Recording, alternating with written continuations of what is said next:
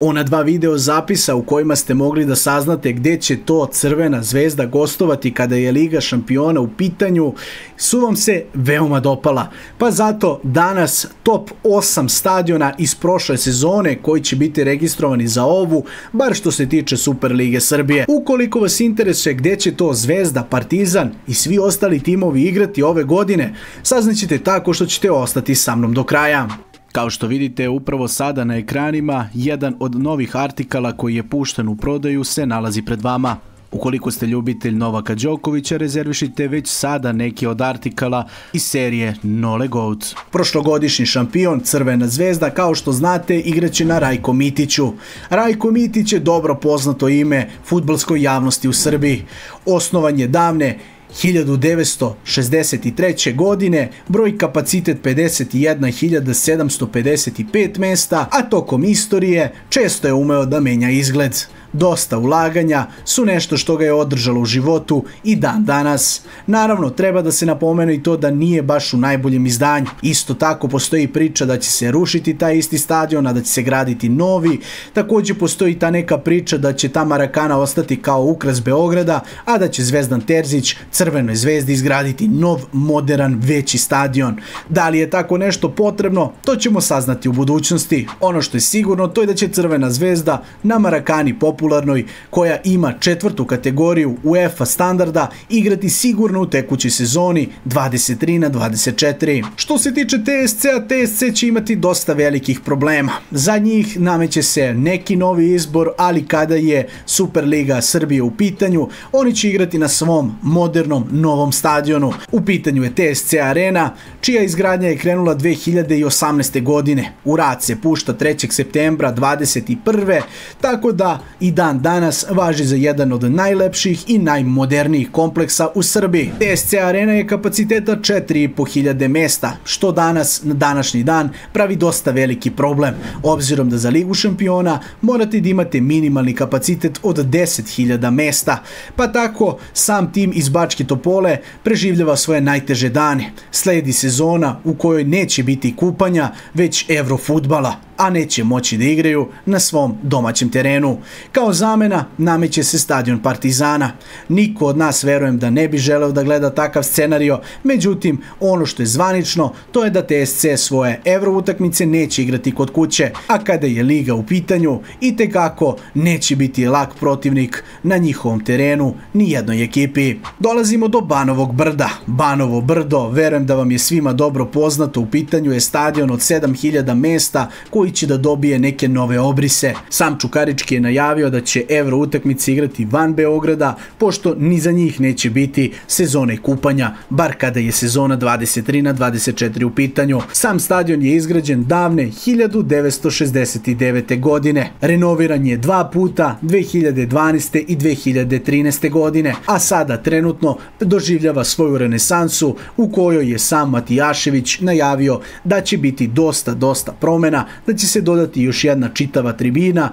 Samo ono gdje se postavlja pitanje, to je zašto se povećava kapacitet. Dolazimo do narednog stadiona koji nam također dolazi iz Beograda. Drugi večiti rival, odnosno ekipa Partizana na JNA ili ti popularnoj Humskoj, igra svoje domaće mečeve u sezoni 23/24. Ono što je interesantno, ovaj stadion je 4. kategorije po UEFA-inim standardima. Prosto je neverovatno, jer ukoliko ste bili, Marakana još i kako tako izgleda, ali JNA sa spoljašnje strane ima dosta staromodan izgled i zaista to baš i nije nešto što priliči modernom klubu koji sada trenutno preživljava najteže dane u svojoj novijoj istoriji. Stadion je otvoren pre 79 godina, tačnije 49. Kapaciteta je 29.775 mesta, a isto igralište ume i da pređe u taj neki koncertni fazon gdje će kapacitet istog iznositi 40.000 mesta. Naredni stadion nam dolazi sa severa zemlje. U pitanju je Novi Sad, stadion Karadžić Karađorđe. Domaće utakmice na njemu odigrava ekipa Vojvodine, a stadion je kapaciteta 14.853 mesta. Čak i za ovaj stadion su najavili dosta ozbiljne radove.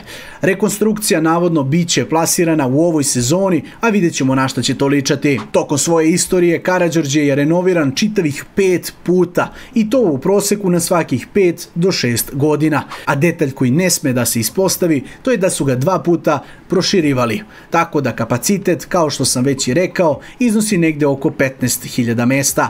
Naravno, ovaj stadion je 3. kategorije UEFA standarda, ali nažalost ni sama Vojvodina ne bi mogla da igra neke ozbiljnije mečeve. Jedva su dobili sada zeleno svetlo za drugo kolo kvalifikacija što se tiče Lige konferencija. Selimo se na jug zemlje gdje nam dolazi ekipa Novog Pazara. Ista svoje domaće utakmice odigrava na gradskom stadionu Novi Pazar gdje imaju kapacitet od 9.200 mesta. Do skoro nije bilo moguće sedeti na istočnoj tribini, što je dosta korigovalo sam kapacitet. Ista je bila oštećena od zemljotresa koji se dogodio pre nekoliko godina, ali sada je to sanirano, tako da je pun kapacitet moguće koristiti u sezoni 23/24.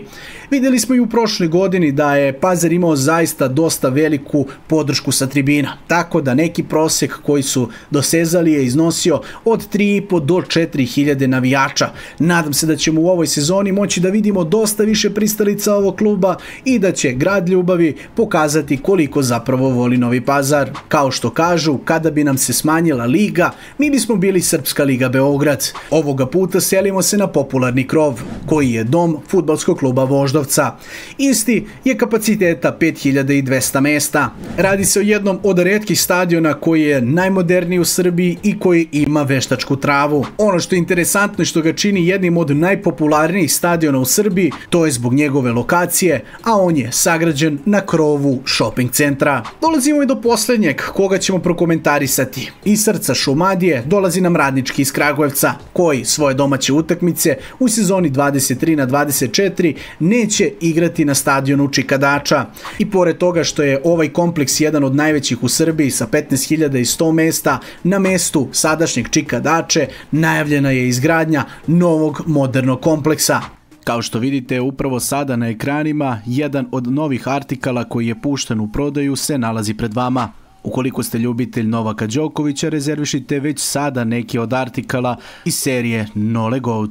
Zamenski teren nalazi se u Topoli, gdje će klub iz Kragujevca odigrati na popularnom Pampasu. Srpski Pampas je mesto koje važi za sportski centar i koji je smešten u Donjoj Trnavi. Zaista kompleks izgleda fascinirajuće, naravno ne broji neki veliki kapacitet, ali obzirom da su 175.000 evra tražili iz Gornjeg Milanovca kako bi ustupili stadion Metalca Radničkom, ovo je nekako kada se sagleda i najbolja moguća opcija. Obzirom da ne košta mnogo, ima zaista vrhunske uslove, tako da će fudbaleri Radničkog naredne sezone igrati na ovom lepom izdanju. Dolazimo i do dela u kome ćete se vi uključiti. Voleo bi da čujemo iz kog ste mesta i da li ćete pratiti i podržavati svoju lokalnu ekipu, a ako ne, gdje ćete to ići da gledate večite rivale. Pišite mi to dole sve u komentarima i naravno ukoliko vam se svideo ovaj video zapis, ostavite like kako bih znao da treba da snimim i drugi deo.